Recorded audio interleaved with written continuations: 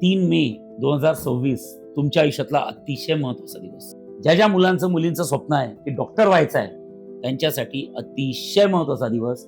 2 वर्ष आपण कंप्लीट मेहनत केली 11th and 12th, आणि ती 2 वर्षाची मेहनत आपल्याला 3 तासात डिलिव्हर करायची आहे. बघा, अशक्य गोष्ट नाही आहे.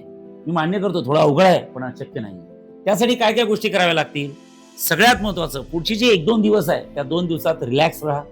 तुमचे जर कुठले टॉपिक्स नाही झाले असतील प्रॉपरली प्रिपेअर्ड, त्यांना पुन्हा वाचू नका. जे टॉपिक्स तुमचे प्रिपेअर्ड झाले आहेत त्यांच्यावर जास्त फोकस करा. स्पेशली फिजिक्सच्या बाबतीत फिजिक्सचे फॉर्म्युले बरोबर पाठ करा, कारण फॉर्म्युले बेस्ड क्वेश्चन्स येतात. त्यानंतर केमिस्ट्री आणि बायोलॉजी हे तुम्हालाही माहित आहे कम्प्लिटली एनसीईआरटी बेस येतं. त्यामुळे एनसीईआरटीचे पुस्तक वाचा. कुठलेही टॉपिक नसतील झाले तर त्यांना आता हात लावू नका. रिलॅक्स राहा. जास्त पेपरचा विचार करू नका. आउटपुट काय येईल याचा विचार करू नका. 2 दिवस तुमच्या हातात आहे, त्यात काय बेस्ट ऑफ बेस्ट करता येते डोकं शांत ठेवून त्याचा विचार करा. पेपरच्या आदल्या दिवशी 7 ते 8 तास छान प्रकारे झोप घ्या. भरपूर पाणी प्या. सकाळी पेपरच्या दिवशी ज्या दिवशी उठणार त्या दिवशी शक्य झालं तेवढा अभ्यास करा. अदरवाईज अभ्यास नाही केला तरी चालतो. डोकं शांत ठेवा, कारण जर तुमचं डोकं शांत असेल तरच तुम्हाला 2 वर्षातल्या सगळ्या गोष्टी प्रॉपरली आठवतील आणि त्या 3 तासात प्रॉपरली डिराइव्ह होईल. जर का डोक्यात कचरा असेल, गडबड केली, तर तुम्हाला मेन जे काय आठवायला पाहिजे ते आठवणार नाही बाळांनो, आणि निगेटिव्ह रिझल्ट येण्याचे चान्सेस असतात. त्यामुळे पॉझिटिव्ह ॲटिट्यूड ठेवा. आणि एक सगळ्यात महत्वाची गोष्ट, पेपरला बसल्यानंतर जर तुम्हाला असं फील होत असेल की पेपर अवघड आहे, इट डझंट मीन दॅट की पेपर अवघड आहे.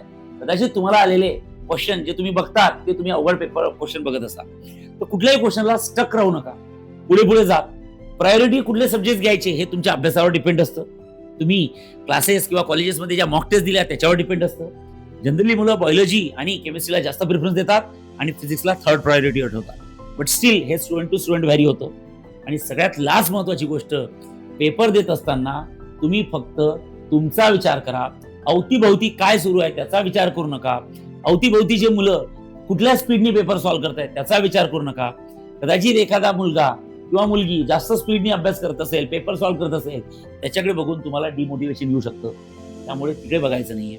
आणि शेवटची गोष्ट लक्षात ठेवा बाळांनो, महाराष्ट्रात एमबीबीएसच्या किती सीट्स आहेत, इंडियामध्ये एमबीबीएसच्या किती सीट्स आहेत याचा विचार करू नका. एवढं लक्षात ठेवा, तुम्हाला फक्त तुमची एक सीट बुक करायची आहे, बस. तुम्हाला बाकीच्यांचा विचार करायचा नाही. सो असल्या पॉझिटिव्ह ॲटिट्यूडनी जर पेपरला गेले, मी गॅरंटी घेतो बाळांनो, शुअर शॉट 100% जे काय डिलिव्हर करायचं आहे ते शुअर शॉट तुम्ही 3 तासात डिलिव्हर कराल आणि 100% तुमचा result. All the very best. Thank you so much.